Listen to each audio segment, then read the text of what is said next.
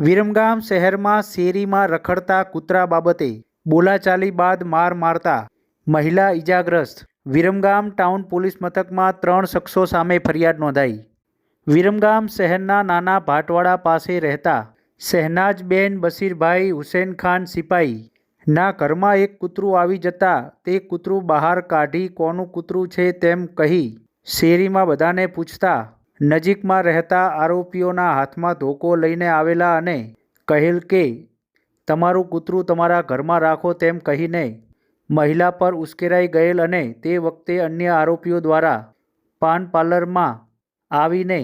ઉશ્કેરાઈ જઈ તેમજ ગળદાપાટુનો માર મારતા